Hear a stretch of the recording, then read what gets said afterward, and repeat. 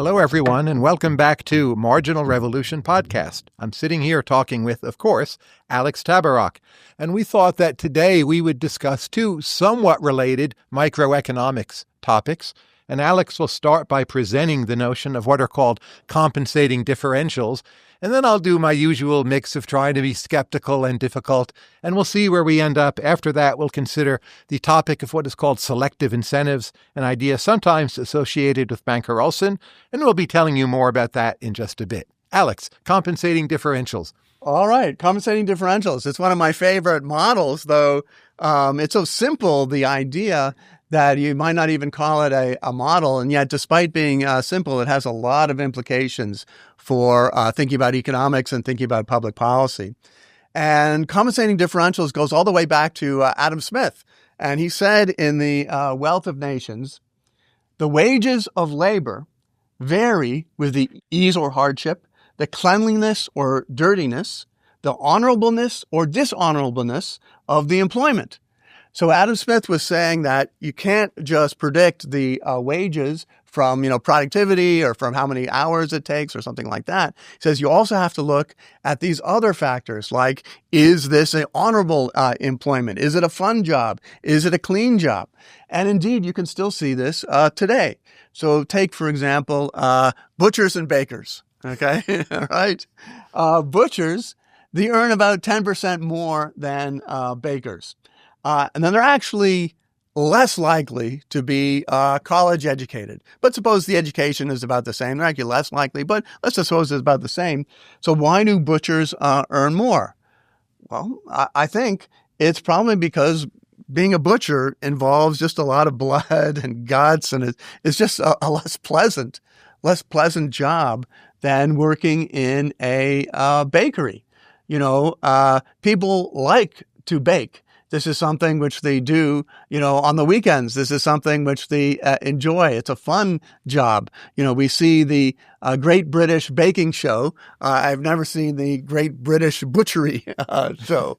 I suppose there is a small minority of people who like butchering. We don't want to talk about them too much, maybe. But overall, on the margin, baking is a more pleasant job. So why does this matter? Well, imagine that we have equal numbers. We require, let's suppose, equal numbers of people in butchery and in baking, okay? And what's going to happen? Well, if the wages are the same, everyone is going to want to be a baker. But with that increase in supply, with everybody wanting to be a baker, that pushes wages in baking down. At the same time, there aren't enough butchers. So the wages in butchering go up, and you equilibrate. The wages will continue to change until enough people say, well, I do like baking more. On the other hand, I also like money, so I'm going to become a butcher. Okay? The wage is enough to compensate for the fact that the job is unpleasant. Another example, forest conservationists. They earn less than agricultural inspectors, okay? Even though the levels of education, in the two jobs are about the same. Well, why?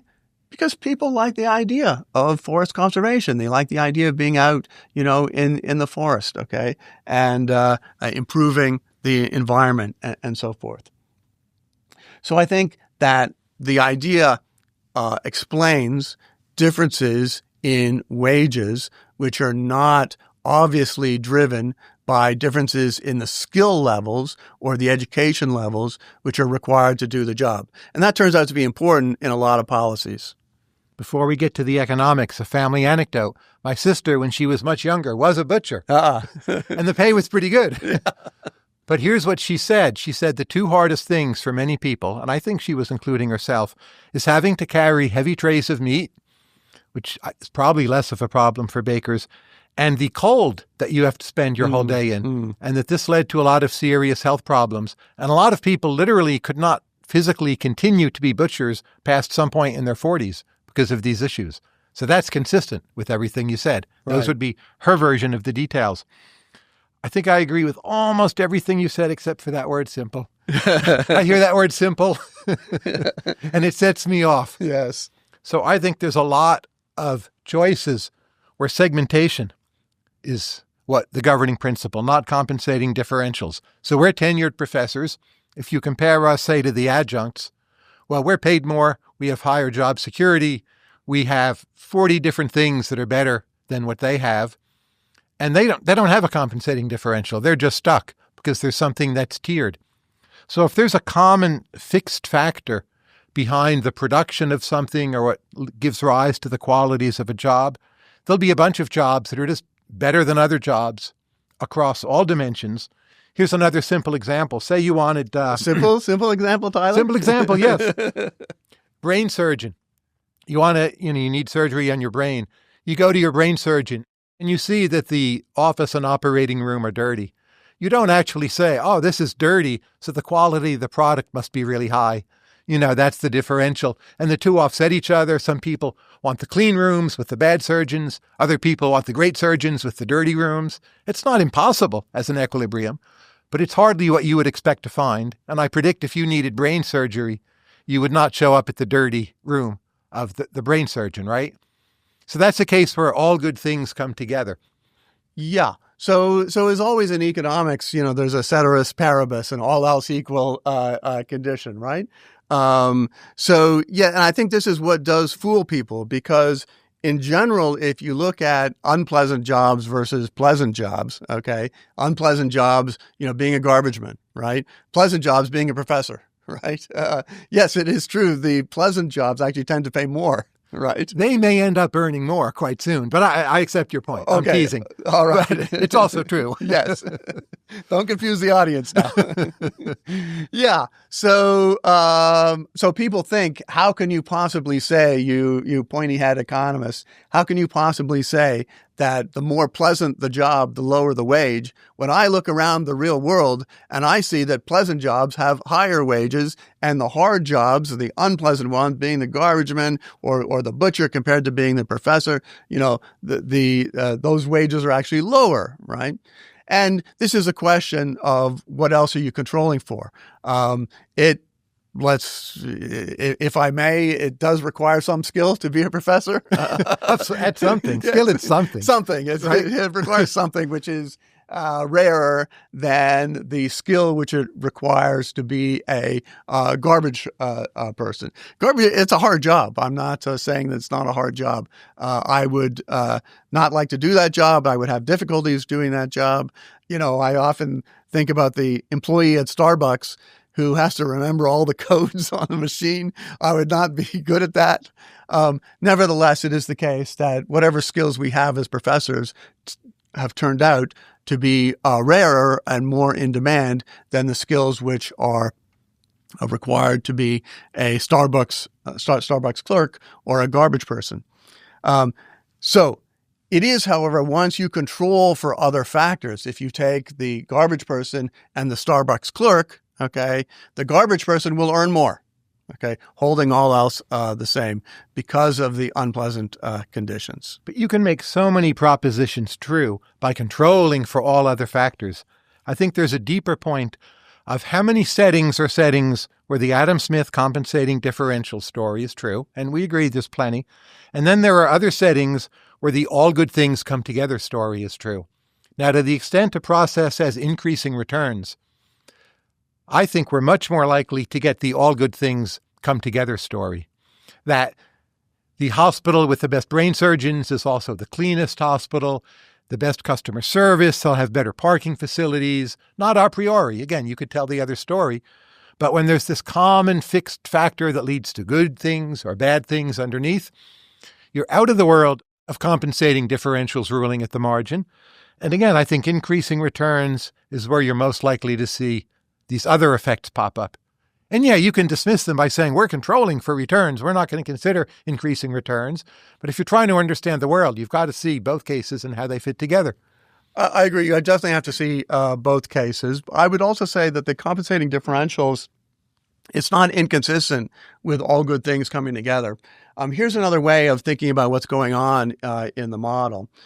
You can think about a worker as selling labor to a firm, okay, and then buying from the firm various sorts of amenities like safety, like pleasant working conditions, like the ability to work at home, right? So a worker who has a lot of skill and earns a high wage, they're also going to be buying, because their income is high, they're going to be buying a lot of amenities. Okay. So for exactly the same reason that a high income worker buys a Volvo, a safe car, they have a fire extinguisher in their house and a smoke alarm. Okay. They buy these things on the market. They're also going to be buying safety from the firm. Now, you don't actually see that market transaction, but it happens in the background because, in effect, what happens is a firm buys wages, and then the worker says, oh, well, I'd like to use some of my wages to buy the ability to work from home. So the firm says, okay, you can have that ability to work from home, but we're going to lower your wages a little bit, right? So the fact that all these good things come together, I think is not inconsistent with the compensating differentials model, because high-income workers are also going to be buying a lot of on-the-job amenities.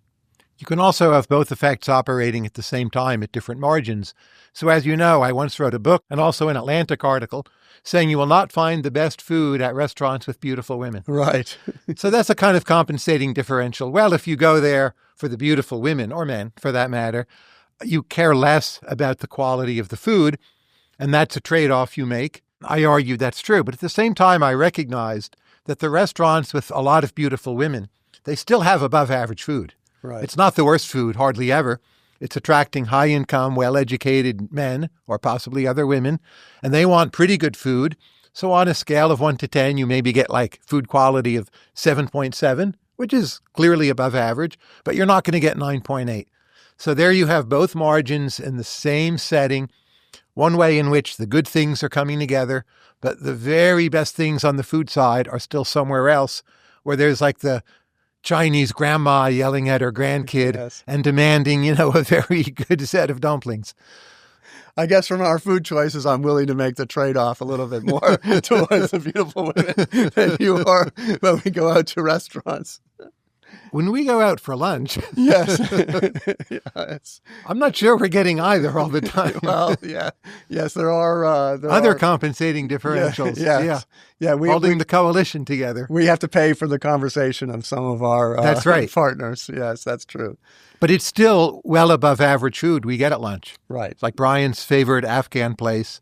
I think it's quite good. It's not the best around, but I'm willing to go there. And then in that case, we're seeing both margins. We get the conversation we want because Brian will go, and it's a good place to sit and talk. But at the same time, we're insisting on above average food, but not 9.8 quality above average food.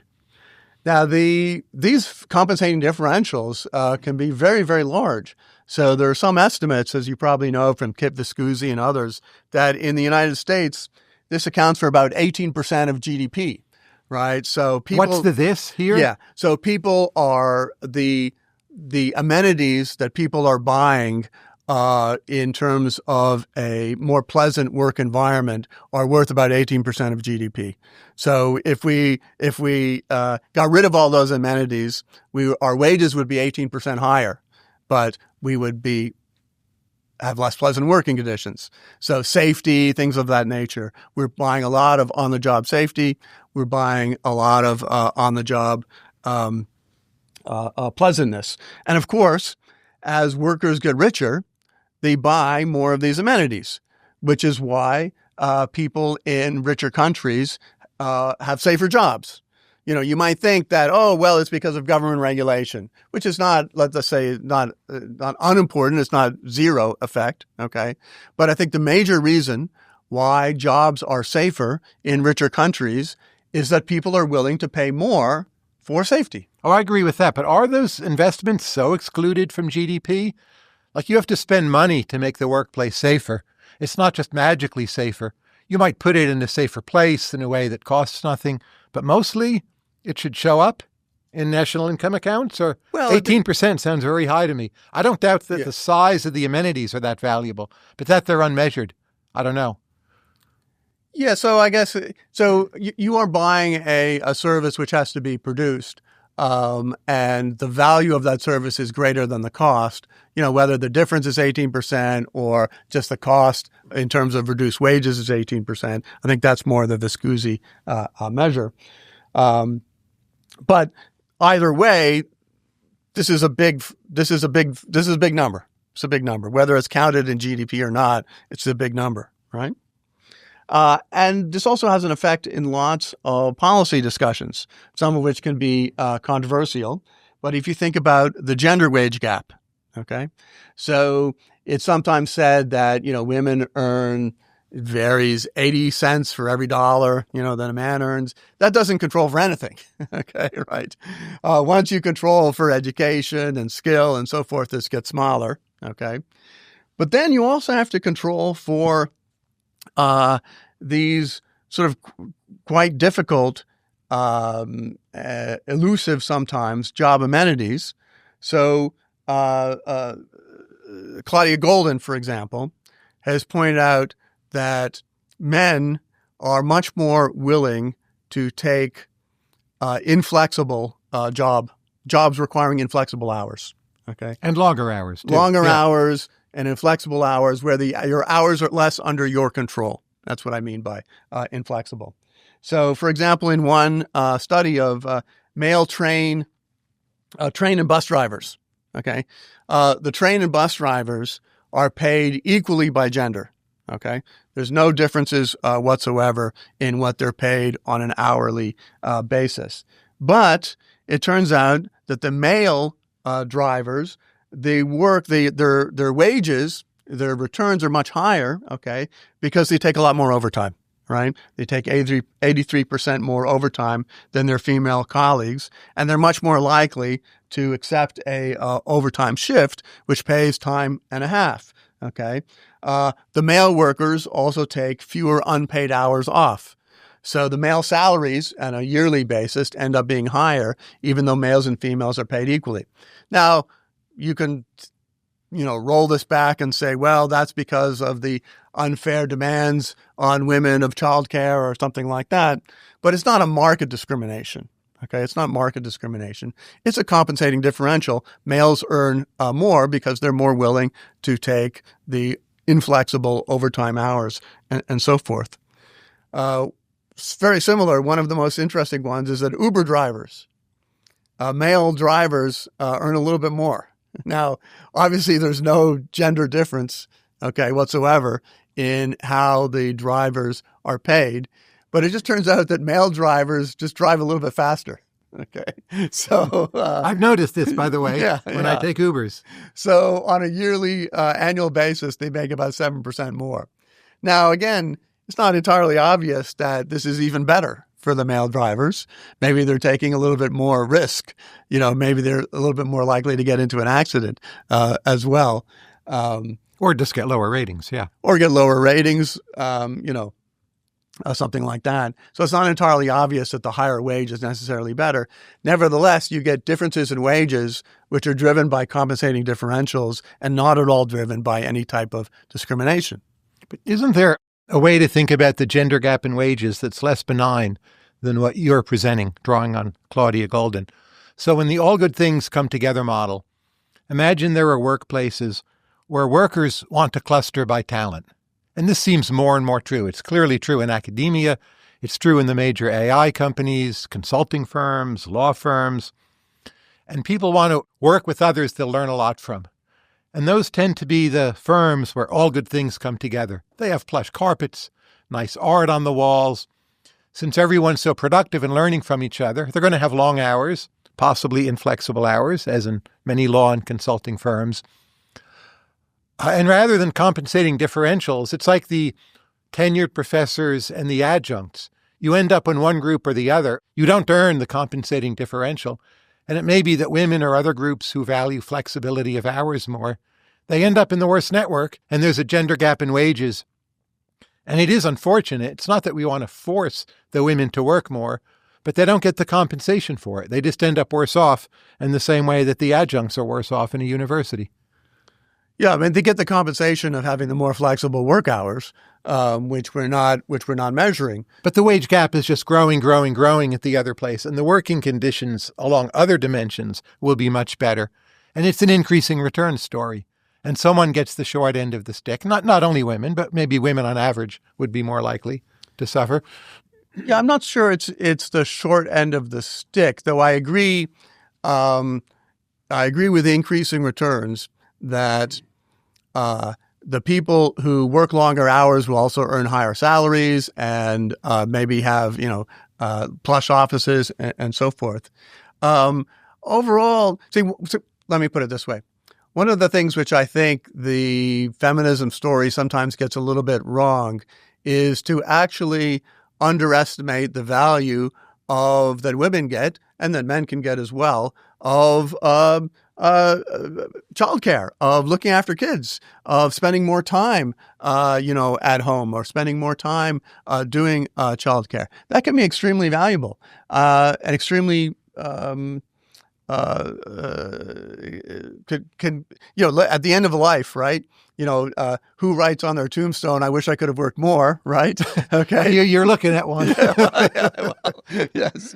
Present company accepted. Because working more is more podcasts with you. Yeah, well. But the usual story, at least, is that the men are overcompensating, right? The men are the workaholics. And, alcohol is not good. They don't want to be alcoholics, and workaholics is probably not good either. And the men might be better off, if they spent more time, at home with the kids and getting those non-pecuniary benefits. So one of the things I think feminism a problem it has had is actually to be too male-oriented, to think too much that the wage is the only thing which matters. Okay, these compensating differentials, they also matter. And it may actually be a better life. It may be that the men are making the mistake of going after the wage, going after the high wages, and missing out on all of the other good things in life. So all of the other good things in life may be important as well. And I wouldn't just say that the women are getting the short end of the stick. They're living longer as well. Putting aside women and men issues, but I wouldn't say worry. It's a great thing overall. But more and more companies seem to involve very smart people working with other very smart people. You see it in finance. You see it in the AI companies, tech. As the economy becomes more tech-like, it's quite possible this will spread. And the people who are locked out, again, if this is increasing returns, may or may not have anything to do with women, but it strikes me we might end up with more sectors where compensating differentials are less what's going on, and the all good things come together effect is more what's going on. Yeah, I think that is something worth worrying about. That is related to Michael Kremer's O-ring model, right? Is that if you're working in a sector where a small mistake can destroy the value of the product. Right? And the smart people benefit from each other a lot. You need both, I think, but yes. Yeah, you may need both. I think either would probably get you there, or you may certainly they're probably going together. You do then want to work with people who are not going to make mistakes, right? Right. And that means that you may have the O-ring sector where you want to have very high wages because you're working with people who don't make mistakes. And then the other sectors are people who make a lot of mistakes, which have low wages. And this relates to the adjunct professors. Yeah. We're afraid, rightly or wrongly, that they will mistakenly vote for other people to hire, and we don't trust them, and we don't let them do that. I'm not sure they'd be worse, by the way, but I think that's a lot of the fear. Yeah. So we'll see. At the same time, of course, we have AI and other technologies which reduce the cost of mistakes. So if you go to McDonald's, for example, you find that the keyboard has got pictures on it, right? So, you don't have to type in, the cashier does not have to type in, the prices of the goods. Oh, just push the Big Mac button, push these buttons. So there are ways in which technology can reduce those increasing returns. Here's an example I've been obsessed with lately. It's so totally trivial. It's the kind of thing I get obsessed with. And you as a Canadian might appreciate this. I was in southern Nova Scotia, don't ask, in a small town. I'd guess 20,000 people. and there weren't many restaurants there. So normally you think, well, if the restaurant has a great view, the food will be somewhat worse. It might be above average, but it won't be the best food. But if you're in a very small area where the question is, can you cover the fixed costs at all of getting any good food, you might want to go to the restaurant with the very best water view in southern Nova Scotia. Right. Now, I don't have enough data to give you an answer as to how things went, but that's another case. It's different than the beautiful women. It's that you need the thing to happen at all. And the thing only happens at all if all good things come together. So the best food and the best view, they pay for the best seafood.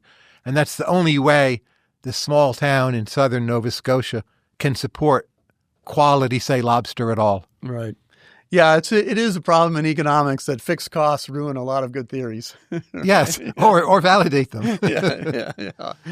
I mean, we always say in economics to think on the margin, but when you have fixed costs, that's no longer the case. So if you have a fixed cost of you need to make so much revenue just to survive, then I agree that you may require the restaurant has to have good food and good views just to survive. So we're both bullish on AI. We clearly see this world where the upfront expenditures on data, energy, training, whatever, they're very high. Do you worry we're moving into a world where a lot of more standard neoclassical propositions will end up less true? Because we'll be in this world of higher fixed costs, which may have happened with tech already.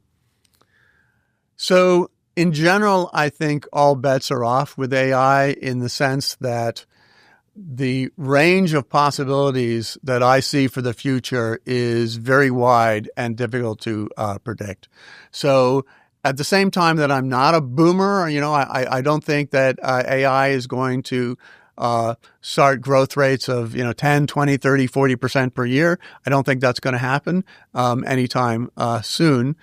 On the other hand, I don't entirely rule it out. Okay. There is a scenario in which we have superintelligence and it makes itself more intelligent and more intelligent and more intelligent, explosion. I don't entirely rule that out. I don't think it's the primary scenario. On the other hand, there's the doom scenario in which you get a superintelligence and it decides it doesn't like us any longer. I don't think that scenario is going to happen, but I don't rule it out. But all that drama aside, yes. Do you think we'll just get into a world where many fewer things are priced at marginal cost?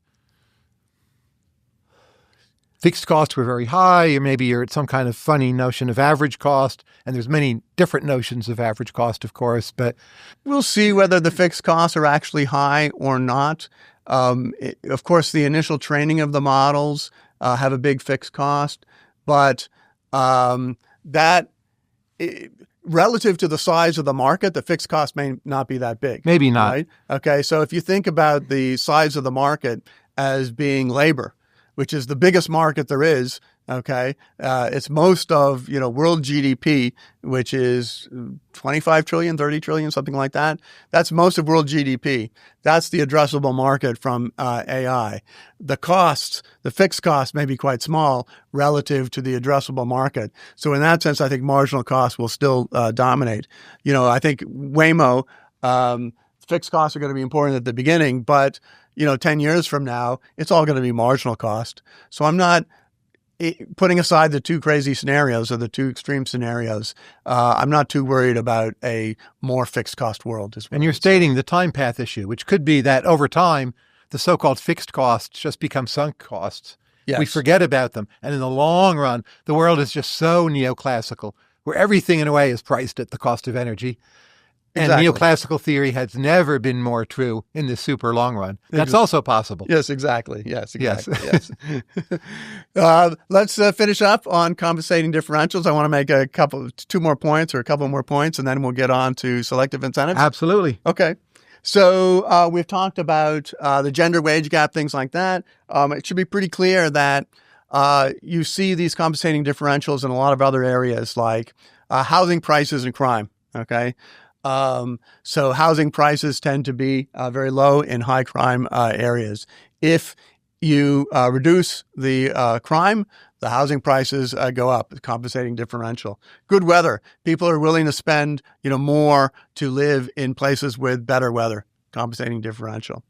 And I would just also put it in the following way. So the big lesson that I see from compensating differentials is that there's always many margins. Okay, there's always many margins on which the economy operates. I sometimes term this the Happy Meal fallacy. And the Happy Meal fallacy goes like this. It says that, look, politician comes along and he notices that, there's burgers, there's fries, and a drink. And it's very disturbing that you can get a burger and not get fries and a drink. And he says, look, everybody deserves a Happy Meal. Okay. We want to make everyone happy. Okay. Nobody deserves to go without fries and a drink with their meal. So we're going to require that every burger comes with fries and a drink. Okay. Now, of course, what happens is the price of the meal goes up, right? And so you have some people now who are actually worse off. They're the ones who are worse off are the ones the politician actually wanted to help, because the people who did not value the fries and the drink were the ones who previously were not purchasing the fries and the drink. Now they are required to purchase the fries and the drink. And so they're worse off. The people who were already purchasing the burger, the fries, and the drink altogether, they're no better off, okay? But the politician has actually made people sad. So the lesson here is that there's lots of margins on which prices equilibrate. It comes up also with the minimum wage, right? So the minimum wage, you may increase the wage, but working conditions may get worse. I'm not saying that compensating differential means that the minimum wage has no effect, no good effect, no bad effect, but I'm saying that there's lots of different margins on which things equilibrate. I have a selective incentive to agree with all of that. And that is indeed our next topic. So I first learned about selective incentives when I read Mancur Olson, The Logic of Collective Action, which was published in 1965. I think it came out of his Harvard dissertation with Thomas Schelling. And I was pretty young when I read that book. Maybe I was 18. And I didn't really notice the idea because I had assumed people had already figured that out. But in fact, they really hadn't. So it's a theory of how public goods are provided. Imagine having a local chieftain who doles out selective favors privately to people who contribute to the public good. And it's one way you get public goods provided, where you internalize some of the gains from collective action. And Olson put that forward in his book. But do you have any comments on theory of selective incentives before I get into my complications? I always thought it was Mancur Olson. You say it's Mancur Olson? Yeah. Who knows? I knew him, but I don't remember. Yeah. He would come by here periodically. Yeah. Very friendly guy. Everyone loved him. He should have won a Nobel Prize. He died early, unfortunately. Had he not died early, I think he would have won a Nobel. That's right. He would have won a Nobel Prize, both for The Logic of Collective Action and his second book, which was the one which got me into public choice. Bob Bish taught me that at the University of Victoria. And that's The Rise and Decline of Nations. Great book. Yeah, which is 1982, yes. Yeah, great book. Yeah, that book got me into public choice. And so I would put that the basic logic of collective action, what Mancur pointed out, is that if you think about lobbying, lobbying the government to get a law passed or something of that nature, that's a public good because it's a public good in the sense, not that it is good for the public. It is a public good in the sense that the law may benefit everybody in the industry, even those who didn't pay for the lobbying. So this has a simple idea or a complex idea, but it has many implications because it means that the bigger the industry, the harder that industry is going to find it to lobby for legislation in their favor. That's right. So one of the things that Mancur Olson explained, which I always have enjoyed, was that when agriculture was a big share of the economy, agriculture got no subsidies, right? But as agriculture has become a smaller share of the economy, it's become much more heavily regulated and subsidized. And that's because of two reasons. One is because you can't subsidize a big share of the economy. There's just not enough wealth to do that, but you can subsidize a small share of the economy. And the second reason is that the more big players there are in agriculture. It used to be that agriculture was small family farms, and they couldn't all get together. Very difficult to get together and decide, let's all lobby the government. They're going to all say, they're going to try and free ride. But when you have a small number of big firms in the agricultural sector who dominate the sector, they're able to lobby the government. They're able to make a few deals among themselves. ConAgra and, Archer Daniels Midland get together, okay? And they say, well, let's lobby for this subsidies. Let's figure out what we can do to keep up, sugar prices or whatever the case may be. And small number of people, they're able to lobby for those benefits, which are public goods for the industry. There's a few complications in the story, but mostly I buy it. One is that the United States has about 1 million farmers, at least according to the 03 model. And that's a very large number. Now, you could say the real action is being done by a few large agribusiness corporations. Right. But I'm not sure that's true.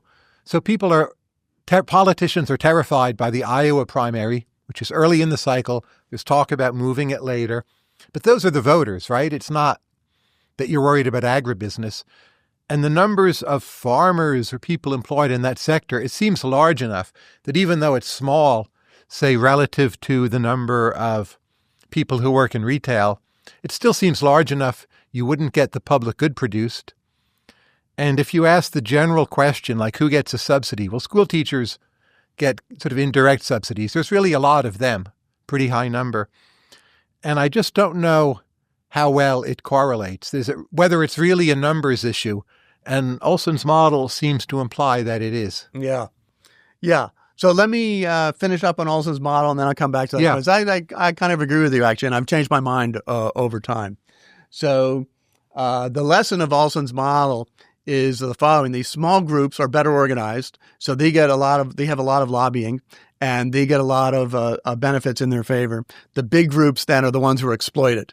Okay, so this is another famous Olson saying or discovery that the small exploit the large. All right, and then Olson's story of the rise and decline of nations is that over time, more and more groups organize. So first the small groups organize, but over time, the larger groups are able to get together. It takes more work, okay, to organize the larger groups. But over time, you get more and more groups are organized. So he did some work looking at the number of lobbyists over time, the number of industry groups over time, and they're all growing over time. And so what Olson said is you get demisclerosis. That was Jonathan Rauch's term. Demisclerosis, you get all of these groups organizing to get themselves small favors. And this is like the Lilliputians, holding down the giant of economic growth with all of these tiny benefits. Now, here's the point in which I agree with you, in which I've changed over time. And this actually came up in my discussion on the rise and decline of nations with Ezra Klein. Comes up in his book, Abundance, as well. And that is just a lot of public policy just seems to be due to bad voters. Of course. Okay? So this is Brian Kaplan's point. So it's not the backroom deals. The backroom deals are happening, right? For sure. And you can go and look at the tax code and you see all of these things, like coffee roasting is going to be considered manufacturing. And why was that in there? Because of Starbucks, the only possible reason that was in there, right? So you do see the backroom deals, the hidden stuff, all of these, little Lilliputian things. And yet, if you look at what's really holding back economic growth in the United States, I say, yeah, it's more due to the voters. They actually don't want growth. Okay. Yeah. They want to keep their neighborhoods the way they are. They don't want the new building going up. They're frightened of AI. They're frightened of corporations. They're frightened that they're going to ruin the environment. The environmental laws, very publicly supported. That's right. and hugely costly. And there's special interests now that push for a lot of that. But at the time, it was mostly voters. Exactly. When the Clean Air Act is passed, it's not as if the people selling wind power were deviously promoting it for their own purposes. Exactly. Yeah, exactly. So... and safety regulation. You have a lot of that in the 70s. Yep. There are some big players in industry who feel they can absorb the costs better. That's true. But again, I think it's mostly voters. Yeah. And all these TV shows with people, they buy the firecracker, it blows up in their kid's face, and we've got to do something. And Yeah, take the nuclear power industry, right? It wasn't that the wind turbine industry secretly got together and said, "Well, there was some of that." It's not that was absent. Not that was absent. But the major factor was, the 3 Mile Island disaster, okay, and then the China Syndrome movie. I think that was really influential. Yes. And the media, okay, the media, blew up the nuclear story, failing to explain to the public how many more people die in coal mining, let alone how many more people die from the invisible coal dust, the pollution, which is created by the coal in the air. Many, many, many more people, die from worse air pollution and from coal mining accidents than have ever died from nuclear power. Now, the nuclear power, when it does go bad, it goes bad in a dramatic way.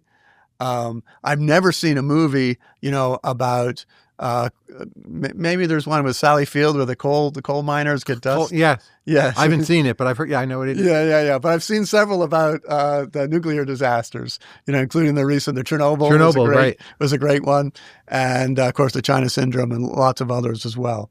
So I think the public is to blame, the media is to blame. And the really bad regulations are actually the big ones, which are in plain view and not the ones which are hidden behind the scenes. And the Olson selective incentives hypothesis, it seems to require some kind of restriction on entry. So a simple example that we all know is widely true. You have a departmental chair. He wants people in the department to supply certain public goods, and he rewards them with travel money or lower course load or better treatment in some way. And this is imperfect, but we all know to some extent it works, and it happens almost everywhere. But it's such a stylized environment. There's only one departmental chair. It's small scale. You identify the cooperators, the non-cooperators, and it's a pretty clean story. The more your economy has big firms, it seems the less examples like that matter. It's sort of a village chieftain model, you might say. And if you just literally have markets in everything, as we call it on Marginal Revolution, the blog, you just buy the stuff you want. As long as we're doing family anecdotes in this episode, my father was a master of selective incentives. Right. He ran a chamber of commerce. He asked people to donate. What he was trying to do was fund lobbying for northern New Jersey businesses in Trenton. This worked to a reasonable extent. But if he were doing the same today, I suspect he'd have to compete much more with people who just sell lobbying services and don't worry about the associated public goods. Just come to me, pay me money, I'll lobby for you. Don't go through this guy, Cowan. So the more competitive the market is, the more markets there are, the more entry is possible, which mostly are the trends. It seems the Olson model becomes less important. Yeah, I think you've seen that in the news, right? So how was the public good of foreign news, foreign news bureaus, supported, right? Right. It's because these crazy people in the news bureau just really like that stuff. And they use advertising revenue from the newspaper just to support the things that they like. Maybe I shouldn't say they like, support the things they thought were important. That's right. And high prestige, which would help the brand. It wasn't all some big scam, right? Exactly. Yeah, exactly. It wasn't a scam, but it was something that they felt that a news bureau should do. That's right. Right? And that has all gone away. That has all gone away because the advertising revenues from the classifieds have gone away. And now everything has to be supported on its own barrel, right? That's right. Yeah. And this will happen to academia more and more. Yeah, so there's with so many Superstar- cross-subsidies embedded in the university. Exactly. And you might even think many are good. Yes. Research teaching, you can debate that, but probably a lot of them will continue to diminish. Yeah, it is interesting how we have moved towards a research teaching division. Yes. Right. And it's a little bit funny because we used to support, why are you paying all this money for research? Well, but it's very important that you have people who are teaching who are also great researchers. And yet the truth, as you and I know, is that the correlation, I don't know. A, the correlation is not that high, but B, the university has moved to a model where the best researchers don't teach. That's right. Okay, or don't teach much. Yeah, or smaller classes. Yeah. Yes, and the ones who teach the most are the ones who don't research. That's right. Yeah. This also worries me about the Elinor Ostrom's work. Absolutely. It's the same basic argument. Yes. So just to recap, so Elinor Ostrom, there was the tragedy of the commons, right? And a Nobel laureate. Yeah. Yeah, deservedly so. Yeah, no, absolutely. So Elinor Ostrom was sort of countering the tragedy of the commons. Tragedy of the commons is like the public good which does not get produced, okay, or the commons which gets run down, the fishery which gets used up because people have an incentive to take from the common pool and not to restock the common pool. And there's definitely truth to that. We talked about that in our textbook. It's important. Elinor Ostrom comes along and does more than theory. She goes out into the real world and she studies these common resources and finds that many local communities, and those local communities is going to be important, are in fact able to support irrigation, common pool resources such as fishing for hundreds of years. Okay. But the problem is, and the way they're doing it is selective incentives. Right, like water irrigation in rural Nepal, I think was one of her examples. Big example. Great theory for that. Yeah. But exactly. Exactly. The world is urbanizing, to say the least. Yes. Yes. And people are no longer living in the same communities all of their lives, obviously. You don't have the chieftain. You don't have the chieftain who can say, oh, apply the selective incentive, both negative and positive.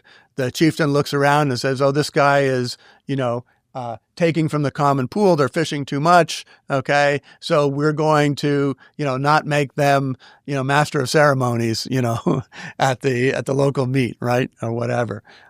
So apply these selective incentives. But those local chieftains, they no longer exist. It's more corporatized. There may be hope for the theory because as corporations get very large, you recreate things that are a bit like dukedoms and fiefdoms, whether that's optimal or not. So maybe selective incentives reemerge. But internally, it's very interesting to me, the first people, other than David Hume, who was the first person to come up with everything, but the first people who came up with the Olson hypothesis, James Q. Wilson in 1961. He wrote a paper with a guy Clark. Chester Bernard, organization theory. Herbert Simon a bit. So these were people writing about larger organizations. For their time, they were writing about what were amongst the largest organizations. And they're seeing selective incentives. So there might be this funny U-shaped destiny for the theory. Great for, irrigation in rural Nepal. Right. There's some intermediate stage where you just do markets. But then companies get big, big, big. And to understand the company, you're back to local chieftains who run things like they did water irrigation in rural Nepal. Yeah. Do you want to talk about charter cities a little bit to close us out? And the idea of a corporation owning a big land area and using land rents to support all of these ideas? Well, it's an attempt to internalize externalities and get different public goods produced without relying on selective incentives. And I would just say that the better you can organize property rights, whether it's through one single corporation in a charter city or special enterprise zones or homeowners associations, whatever is the best way to set those up, they're going to solve a lot of problems. And again, it's a way in which at least some parts of this theory become partially obsolete over time. But there's no reason why it can't work, right? Right. So one solution to the public goods problem is to internalize the externality with a big corporation. The other one, right, is to create more property rights in the actual externality, the Coasian solution. So there's a possible market solution to these things as well, right? Absolutely. Yeah. And we may see both. We may see more of those. As you have better monitoring, better technology for measuring, how much people are polluting, right? Then you can charge them on an individual basis. Congestion pricing. Of course. And you could say surveillance as a general technology, whether one always likes it or not. Congestion pricing, what China does, if you jaywalk, the money's just taken out of your checking account. Right. You don't even get a ticket. Right. You get a text on your phone. Yeah. You're $7 poor or whatever. They're, again, all substitutes. And surveillance seems to be one of the substitutes that is winning. Yeah. So it's a little bit worrying that the most, in order to create the Coasian solution of pricing all of these externalities, we may need a surveillance society. So the surveillance society is what makes these markets possible. But keep in mind, you may prefer the more impersonal surveillance, because in the Olson model, the village chieftain, so to speak, is surveilling you, right? Yes, sure. And it's someone personal. They can have a grudge against you. They know where you live, so to speak. The mass surveillance model, while highly problematic for other reasons, often political, but there's a sense in which no one cares, possibly, depending on your political stance or the nature of your country. But you can slip through and just be a cog in the machine. Yeah, possibly. I'm not Possibly. Sure. Yeah. I mean, we used to think no one cares. No one cares until somebody does. Exactly. Right. That's the big problem. Yeah. But with the local chieftain, that person always had to care, or they had to pretend they cared even when they didn't, to set the example for other people. So it's a dilemma that maybe human beings never really, truly escape from. Yeah. Okay, I think that puts everything together. We have compensating differentials and we have selective incentives. And the major lesson that I see overall is that in any kind of market contract, there's many different margins. Strong agree. And my major lesson that you might disagree with a bit is that apparently simple microeconomics problems are often really pretty complex. Yeah. I guess I'll end up agreeing with that. Fine. All right. Thanks, You're Tyler. afraid of selective incentives, perhaps. We'll see you next time. Alex Tabarrok, thank you very much.